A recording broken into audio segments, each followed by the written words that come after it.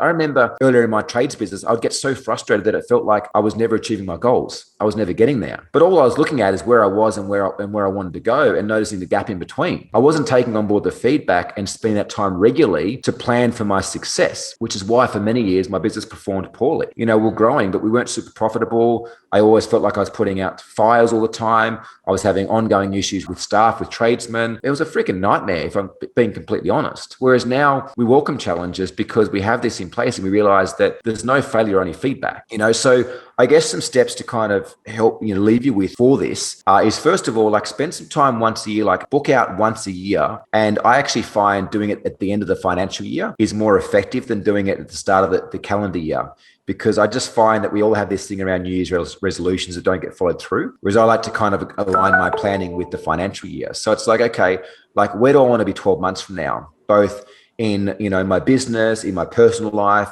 in my health, in my wealth, as a husband, father, mother, wife, whatever that case may be. Write a few things down, and then also calendar out some time monthly. For me personally, I spend 2 days once a year, 2 days alone and 2 days with my GM of my companies, doing the planning. First, it starts with me, what do I want? And then I take that into my businesses of how can my businesses create that for me and for my family. I spend a couple of hours a month with my GM and maybe an hour a month checking in on myself. And then weekly, it's an hour. It's an hour I spend with her, going over the numbers, going over the business plans. Are we in line? Are we not aligned? And if you're trading, I recommend that you maybe do a toolbox meeting. You maybe spend 10 minutes every day with your team to check in on, where are we at with the jobs? Are we performing? Are we on schedule? Are we profitable for these things? As you mentioned before, Michael, we could give you the perfect way to plan, and we touch on it in aspects of my book, The Path to Freedom.